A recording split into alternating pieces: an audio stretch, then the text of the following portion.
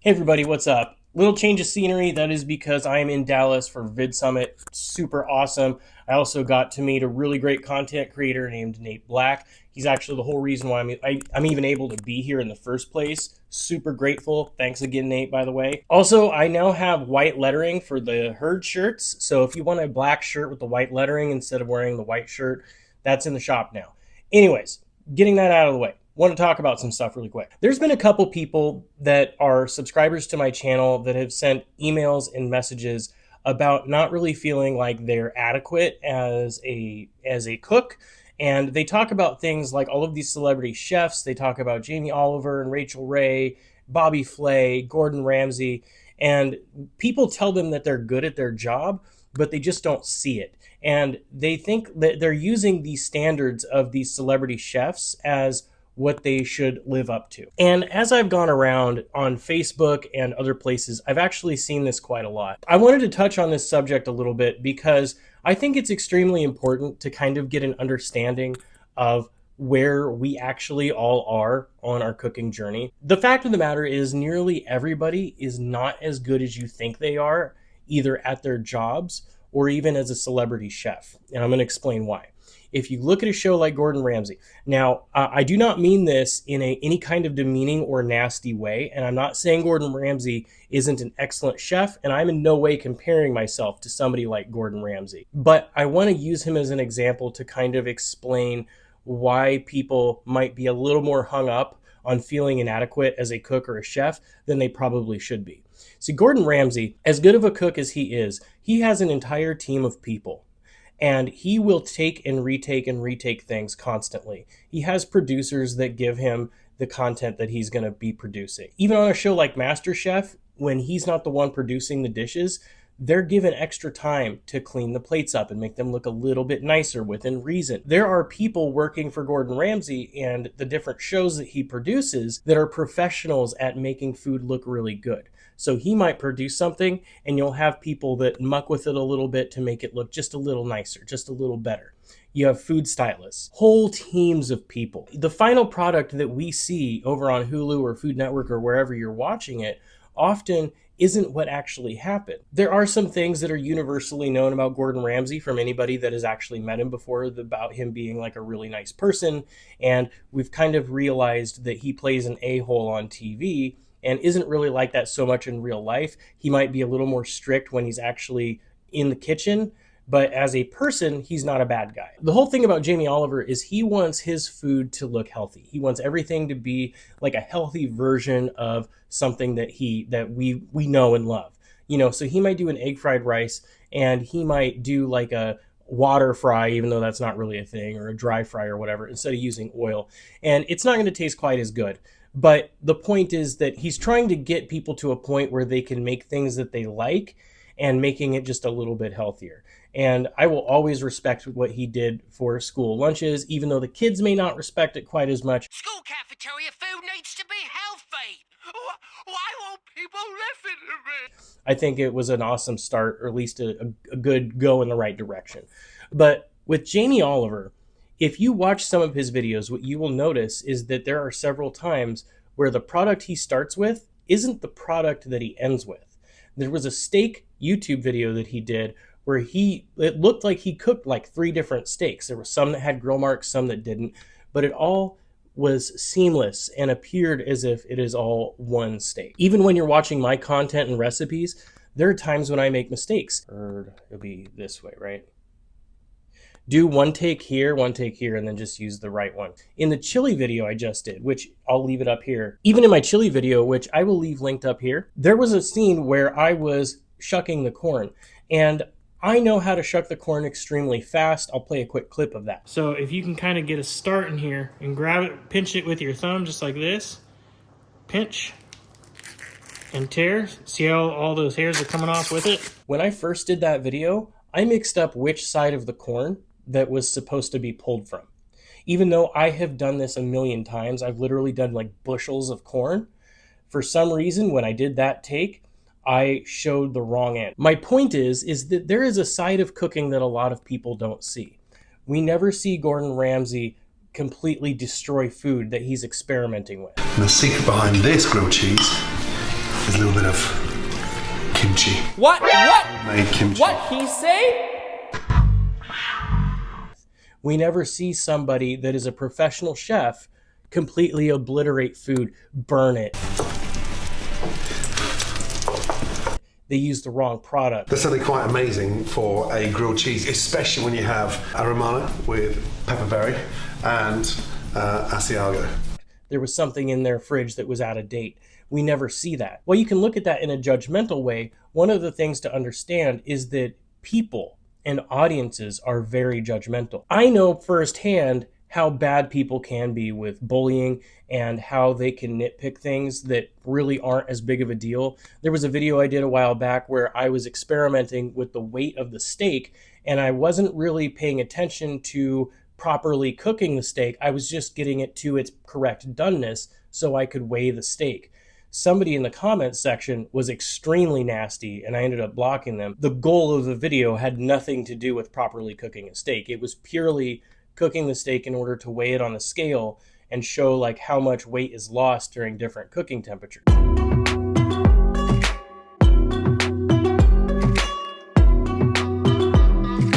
But you will see this happen all the time on TikTok and YouTube and all of these platforms where people will cook something and their stove might be dirty or their countertop, or they might have dishes in the sink.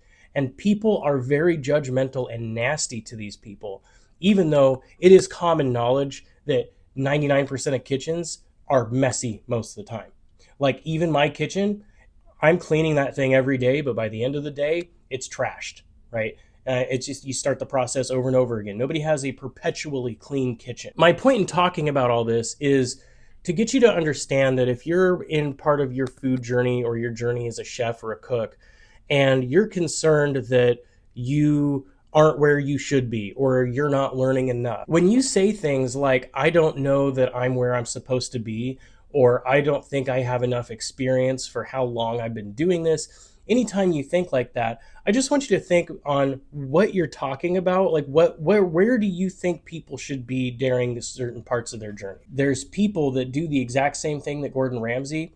They don't actually know how to cook either, or they're not very good at it. And they have somebody else talk about the recipe, show them the recipe, and then they do research and they build it and they learn how to do it. And then they can make that one thing, but they're not an overall cook. They can't handle the pressure of the line. They don't understand all of the inner workings of why these flavors work the way they do, why things brown the way they do. You know, they don't understand the science behind it. And it's not to say that these specific YouTube cooks are dumb or don't know what they're doing or anything like that. I guess what I'm really trying to say is that when you are looking around at these other cooks, whether it's on YouTube or people that have been around for a while, famous celebrity chefs that make a whole ton of money, sometimes we get in the habit of judging ourselves and where we should be off of the standards that these other cooks have. For example, I started cooking when I was 19. If I had grown up in France and was the son of a restaurateur that was in France, if I grew up in Italy and I had a nonna that made the best carbonara and she made the best Italian food, and I grew up with that food, there would be a very specific set of skills that I would have, that I would know how to do at a much younger age than when I actually learned how to make a carbonara properly. Same with French cooking or anything else. You know, people that have these opportunities will be able to develop specific skills at a much faster rate. But that doesn't mean that your skills in particular are worse. Where were you a month from now, and have you improved? Screw Gordon Ramsay, screw Bobby Flay, screw all these other people. Measure yourself off your own standards. Look at it as more of a long-term investment than something that you need to get good at right now. Some people might be getting into this with the intent of becoming a celebrity chef, and that's awesome. But just know that if you're gonna go down that path, there are definitely things that you're going to have to do and have to sacrifice in order to achieve that goal. So part of this is also ambition. How far do you want to go, and what are you really going to have to do to get there? There are probably things that I could do right now that will accelerate my growth exponentially, not just as a YouTuber, but in the food space. But in order to do that, I might have to sacrifice a level of happiness that I'm not actually comfortable sacrificing. So I stick with the slow and steady growth over a long period of time in order to achieve the goals that somebody else might have had that ability to sacrifice all that stuff, or they may not have had to sacrifice quite as much. I know I'm rambling, but what I'm trying to say is that you are good, right? You are good. You are better than you think. And you are capable of doing awesome things. You just have to give yourself time and give yourself credit for where you are. A lot of the things when you are learning to cook, they get ingrained in you in such a way that you don't always realize how much you knew until you go back and do the old things that you used to know how to do. Chopping an onion is a really good example. I have probably cut literally well over 2,000 pounds of onions in my career. Probably way more than that because, like I might prep like an 80-pound bag of onions in a single day for service. And I might do that several times a week. So, compound that over the course of, whatever, 20 years or whatever. If I were to go back and see how I used to chop an onion when I first started cutting food versus how I chop an onion now, or even just sharpen my blade, so much has improved. And that is true for you too. So many things that you know how to do is so far removed from where you were when you started, and you may just not realize that yet. If you want to grow as a cook or a chef, and this is actually true for any part of life, this isn't just being a cook or a chef, this is true for anything. You have to do something that scares you. Now, I don't mean do something that's literally going to have you crapping your pants, okay? Within reason. If you feel like a little uncomfortable, if you feel just like a little bit like, I don't think I should do this, I don't know, if you have that like apprehension, like maybe I can't do it, do it. That's how you know that you're in the right spot. Go do it. And if what your concern is afraid of failing, something to keep in mind is that people that have never failed at anything have never really tried to do anything hard. They've never, nobody in this life is completely successful at everything they do all the time. Gordon Ramsay has restaurants that have closed down. He's lost Michelin stars. There's plenty of other examples of people that they opened a restaurant, they slept in the restaurant, they sold their house, and they did everything. They made like this crazy sacrifice, and one day it paid off and they got something out of it. But it doesn't mean that there wasn't failures along the way. So I hope this helped if you do have this mindset, if you are worried about failure, if you are worried about where you are in your journey. Just know that there are people out there that are rooting for you, that want you to succeed, and that think that you are capable of amazing and awesome things. Don't let other people's attitude of, that are kind of like blasé towards your career or think that you don't have a real job. I feel like I get the response from people like I came up to them with like a cool looking stick, and I'm super excited about this cool looking stick. And they're kind of like, oh, great, a stick. Yay. Good for you, buddy. And I felt like that with my job where I got told to get a real job. I feel like that with my YouTube career. I feel like that with like everything I do. And I feel like I'm always screwing up at work, all of this kind of stuff. And I started to realize, there's a lot of people out there that are like that they're dedicated to something, they're passionate about something, and nobody has that same passion that are around them. And so they're stuck trying to live out their dreams of becoming a chef. Maybe they're from like a small place like Wyoming, and they're trying to like live out this amazing dream. And when you tell people and they act like they don't care, it's deflating.